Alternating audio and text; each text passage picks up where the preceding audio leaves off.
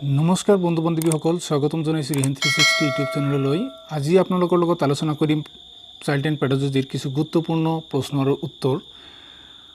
খুবেই গুৰুত্বপূৰ্ণ প্ৰশ্নবিলাক গুৰুত্বপূৰ্ণ বুলি অনুমান হয়, গতিকে আপোনালোকে ভিডিঅ'টো স্কিপ নকৰাকৈ সম্পূৰ্ণ ভিডিঅ'টো মন দি চাব। আৰু লগতে আপোনালোকক এটা কথা জনাই থওঁ, আপুনি যদি মোৰ চেনেলটো প্ৰথমবাৰৰ কাৰণে চাই আছে তেনেহ'লে চেনেলটো ছাবস্ক্ৰাইব কৰি বেল অপশ্যনটো প্ৰেছ কৰি ৰাখিব। প্ৰথমটো প্ৰশ্ন, শিশুৰ ক্ৰম বিকাশৰ শ্ৰেণী বিভাজন কৰে প্ৰথমে থৰ্নডাইক, আৰমানে, গেছালে আৰু মেকগ্ৰে ইউঙে। 5 ছেকেণ্ড সময় দিয়া হৈছে আপোনালোকে উত্তৰটো এবাৰ ভাবক আৰু মই দিয়া উত্তৰৰ লগত মিলাই চাওক। শিশুৰ ক্ৰম বিকাশৰ শ্ৰেণী বিভাজন কৰে প্ৰথমে চি নম্বৰ গেছালে আৰু মেকগ্ৰে, ইয়াৰ শুদ্ধ উত্তৰ। দ্বিতীয় প্ৰশ্ন, দ্ৰুত দৈহিক পৰিৱৰ্তন আৰু বিকাশৰ সময় এ নম্বৰ বাল্যকাল, বয়সন্ধি, যৌৱনকাল, শৈশৱকাল। আপোনালোকে 5 ছেকেণ্ড সময় উত্তৰটো ভাবক আৰু মই দিয়া উত্তৰৰ লগত মিলাই চাওক। ইয়াৰ শুদ্ধ উত্তৰ, দ্ৰুত দৈহিক পৰিৱৰ্তন হয়, বিকাশ হয় ডি নম্বৰ শৈশৱকালত।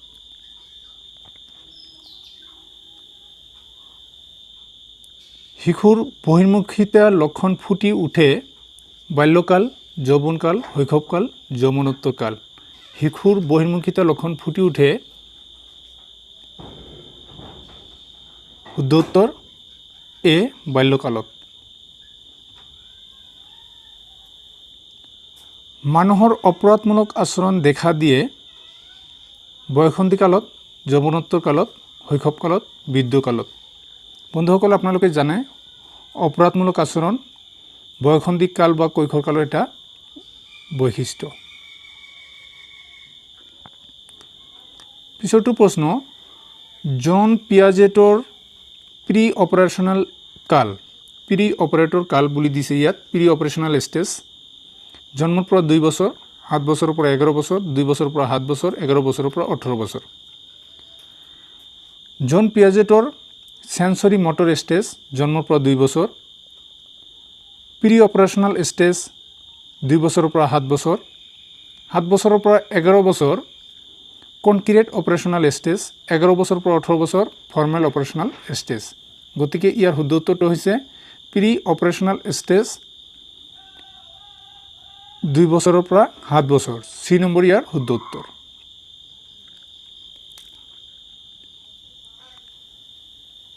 পিছৰটো প্ৰশ্ন, বৰ্তমান প্ৰাথমিক বিদ্যালয়ৰ পাঠ্যক্ৰমৰ আধাৰ NEP 1986, POA 1992, SEC 1952, NCERT 2005। ইয়াৰ শুদ্ধ উত্তৰটো হৈছে বৰ্তমান প্ৰাথমিক বিদ্যালয়ৰ পাঠ্যক্ৰমৰ আধাৰ হৈছে শুদ্ধ উত্তৰ ডি নম্বৰ NCERT 2005। নেক্সট প্ৰশ্ন, শিশুৰ ভাষা বিকাশৰ মূল আধাৰ শুনা, পঢ়া, কোৱা।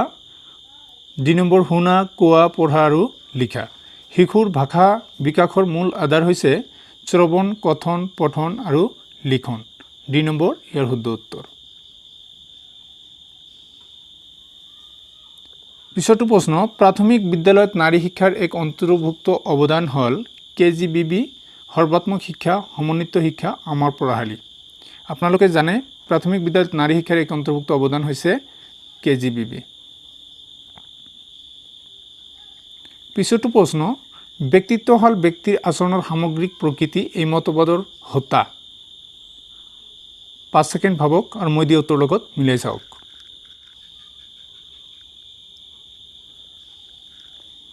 ইয়াৰ শুদ্ধ উত্তৰ হৈছে বি নম্বৰ উডৱৰ্থ। 197, বহিৰ্মুখী ব্যক্তিত্বৰ আৰু অন্তৰ্মুখী ব্যক্তিত্বৰ সপক্ষে যুক্তি প্ৰদৰ্শন কৰিছিল কেটছমাৰে, চেলডনে, স্পেঞ্জাৰে, কাৰ্লিঙে। ইয়াত ইউং দিছে, এইটো কাৰ্লিং হয়। গতিকে আপোনালোকে 5 ছেকেণ্ড সময় ভাবক আৰু মই দিয়া উত্তৰৰ লগত মিলাই চাওক। বহিৰ্মুখী ব্যক্তিত্বৰ আৰু অন্তৰ্মুখী ব্যক্তিত্বৰ সপক্ষে যুক্তি প্ৰদৰ্শন কৰিছিল ডি নম্বৰ কাৰ্লিং বা ইয়ঙে। পিছৰটো প্ৰশ্ন, বহিৰ্মুখী ব্যক্তিত্বৰ ব্যক্তিৰ প্ৰধান লক্ষণ হ'ল বহিৰ্জগতৰ ওপৰত উদাসীন, সহজে বন্ধুত্ব পাতিব নোখোজে, প্ৰায় সকলো কৰ্মতে নেতৃত্ব লোৱাৰ আকাংক্ষা। ইয়াৰ শুদ্ধ উত্তৰ হৈছে বহিৰ্মুখী ব্যক্তিৰ প্ৰধান লক্ষণ হৈছে প্ৰায় সকলো কৰ্মতে নেতৃত্ব লোৱাৰ আকাংক্ষা। ২ নম্বৰ ইয়াৰ শুদ্ধ উত্তৰ। পিছৰটো প্ৰশ্ন, অন্তৰ্মুখী ব্যক্তিত্বৰ ব্যক্তি সদায় আদৰ্শ সম্পৰ্কে সচেতন, সমাজৰ কামত লাগি ফুৰে, বাস্তৱবাদী, আশাবাদী। অন্তৰ্মুখী ব্যক্তিত্বৰ ব্যক্তি সদায় কিহৰ সৈতে জড়িত আপোনালোকে অলপ ভাবক। ইয়াৰ শুদ্ধ উত্তৰটো হৈছে এ নম্বৰ আদৰ্শ সম্পৰ্কে সচেতন।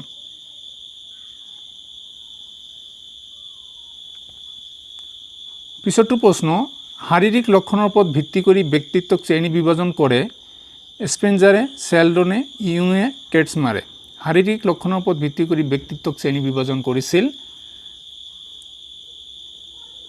বি নম্বৰ ছেলডনে, গতিকে ছেলডন ইয়াৰ শুদ্ধ উত্তৰ। পিছৰটো প্ৰশ্ন, মস্তিষ্ক প্ৰধান ব্যক্তিত্বৰ লক্ষণ হ'ল শকত আৱত, সামাজিক আৰু আৰামপ্ৰিয়, ভোজন বিলাসী, ক্ষীণ। মস্তিষ্ক প্ৰধান ব্যক্তিত্বৰ লক্ষণ আপোনালোকে অলপ ভাবক। প্ৰশ্নবিলাক অলপ ক্ৰিটিকেল আছে, গতিকে ভিডিঅ'টো স্কিপ নকৰাই সম্পূৰ্ণ ভিডিঅ'টো চাব। মস্তিষ্ক প্ৰধান ব্যক্তিত্বৰ লক্ষণ হৈছে ডি নম্বৰ ক্ষীণ। ব্যক্তিত্বৰ পৰিমাপ আহিলা নহয়, সাক্ষাৎকাৰ পদ্ধতি, প্ৰশ্নাৱলী পদ্ধতি, খেল ধেমালি পদ্ধতি, প্ৰশিক্ষিত অভীক্ষণ পদ্ধতি। ব্যক্তিত্বৰ পৰিমাপ আহিলা নহয়, ইয়াৰ শুদ্ধ উত্তৰ হৈছে চি, খেল ধেমালি পদ্ধতি।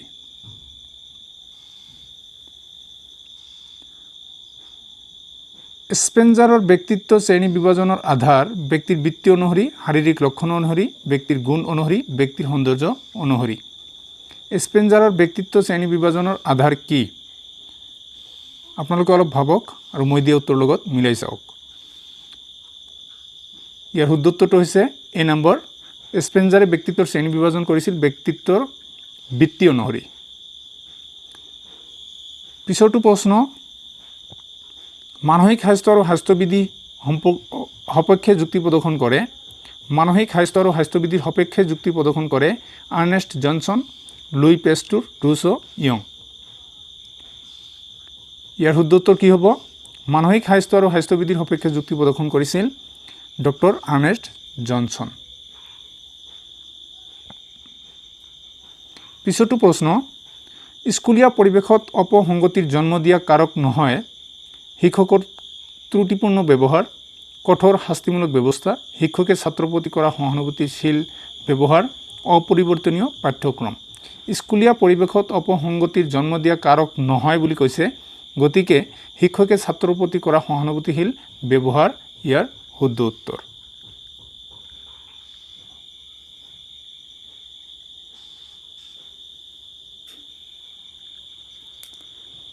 মানসিক স্বাস্থ্যবিধিৰ মূল দিশ সংৰক্ষণমূলক, প্ৰতিৰোধমূলক, প্ৰতিকাৰমূলক, ওপৰৰ আটাইকেইটা, গতিকে এইটোৰ উত্তৰ আপোনালোকে জানে, ডি নম্বৰ ইয়াৰ শুদ্ধ উত্তৰ।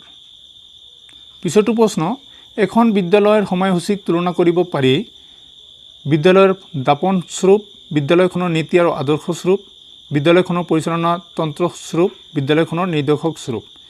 এখন বিদ্যালয়ৰ সময়সূচীক তুলনা কৰিব পাৰি বিদ্যালয়ৰ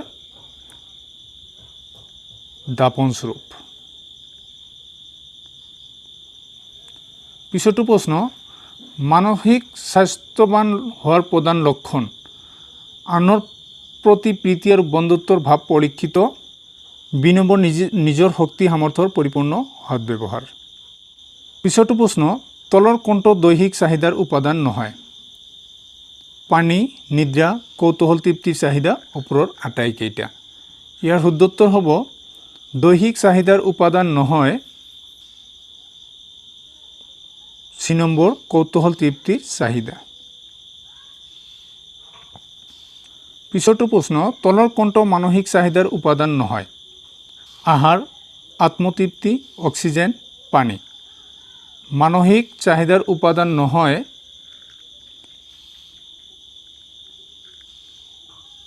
ইয়াৰ শুদ্ধ উত্তৰ হৈছে আত্মতৃপ্তি।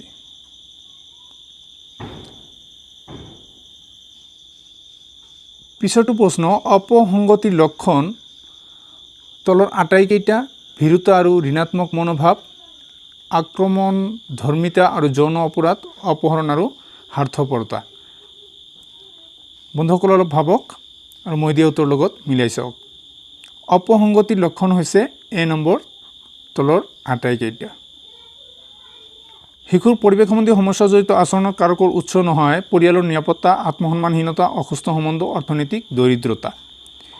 গতিকে আত্মসন্মানহীনতা, অৰ্থনৈতিক দৰিদ্ৰতা, অসুস্থ সম্বন্ধ এই গোটেইবিলাক কাৰকৰ উৎস হয়, কিন্তু পৰিয়ালৰ নিৰাপত্তা এইটো কাৰকৰ উৎস নহয়। পিছৰটো প্ৰশ্ন, শিশুৰ বিকাশৰ প্ৰধান কাৰক বংশগতি, জৈৱিক কাৰক, অজৈৱিক কাৰক, বংশগতি আৰু পৰিৱেশ। ইয়াৰ শুদ্ধ উত্তৰ হৈছে শিশুৰ বিকাশৰ প্ৰধান কাৰক বংশগতি আৰু পৰিৱেশ।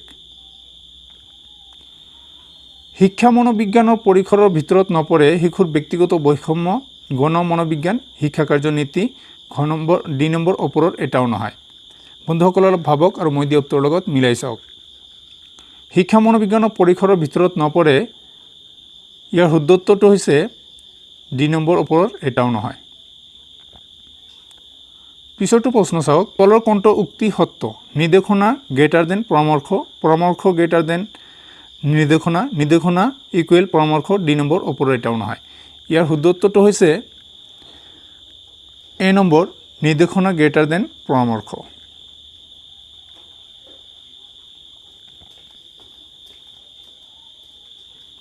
পিছৰটো প্ৰশ্ন, নিম্নতম শিক্ষণ পৰ্যায় সামৰি লৈ ছাত্ৰ ছাত্ৰীয়ে লাভ কৰিবলগীয়া অৰ্হতাৰ জ্ঞান, প্ৰয়োগ, বোধ আৰু কৌশল, ডি নম্বৰ ওপৰৰ আটাইকেইটা। আপোনালোকে অলপ ভাবক আৰু মই দিয়া উত্তৰৰ লগত মিলাই চাওক। ন্যূনতম শিক্ষণ পৰ্যায় সামৰি লৈ ছাত্ৰ ছাত্ৰীয়ে লাভ কৰিবলগীয়া অৰ্হতাৰ জ্ঞান, প্ৰয়োগ, বোধ, কৌশল আটাইকেইটা।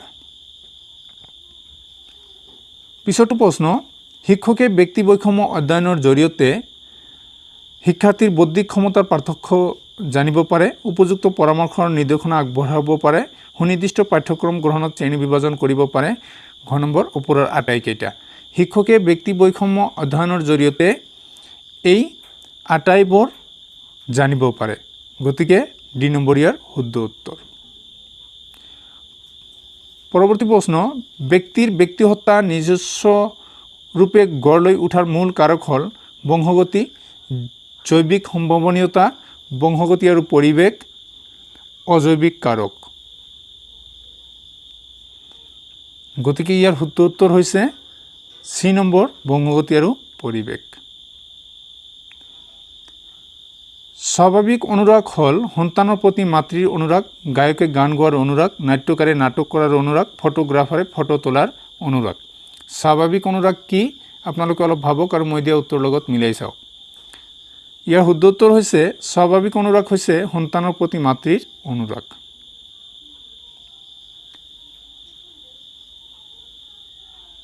পিছৰটো প্ৰশ্ন, মনোযোগৰ উপাদান আবেগ আৰু কামনা, অভ্যাস আৰু মানসিক শক্তি, অভিজ্ঞতা, মানসিক প্ৰৱণতা, স্নায়ুজনিত ক্ৰিয়া, ওপৰৰ আটাইকেইটা।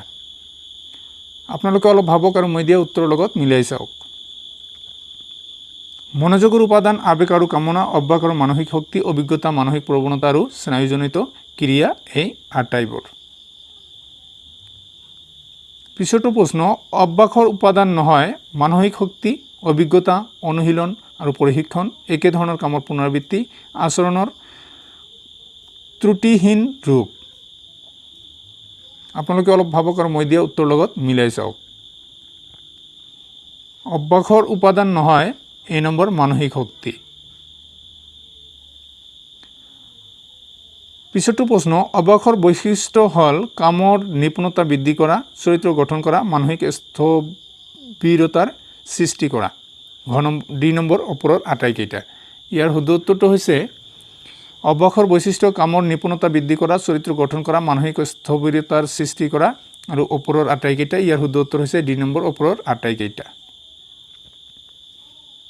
পৰৱৰ্তী প্ৰশ্ন, শিশুৰ অভ্যাস গঠনৰ মূল নীতি হ'ল তলৰ আটাইকেইটা। মানসিক সংকল্পৰ প্ৰস্তুতি, পুনৰ অনুশীলন, নিৰ্দিষ্ট নীতি প্ৰয়োগ কৰা। শিশুৰ অভ্যাস গঠনৰ মূল নীতি হৈছে, ইয়াৰ শুদ্ধ উত্তৰ এ নম্বৰ তলৰ আটাইকেইটা।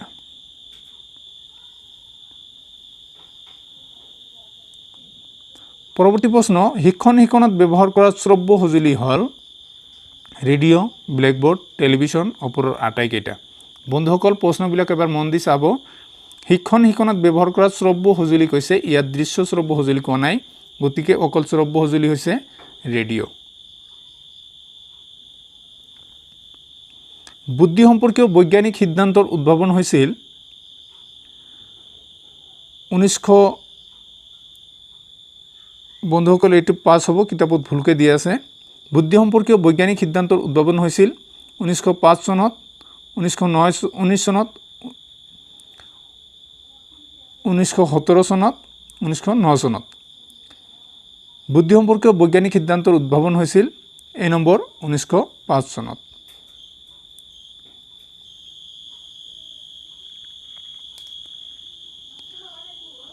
পৰৱৰ্তী প্ৰশ্ন, টাৰমানৰ মতে বুদ্ধি হ'ল বিমূৰ্ত চিন্তন ক্ষমতা, জন্মগত মানসিক বিচক্ষণতা, জ্ঞান অনুৰাগ আৰু অভ্যাসৰ বিচক্ষণতা, উদ্দীপক আৰু প্ৰতিক্ৰিয়াৰ সুফল।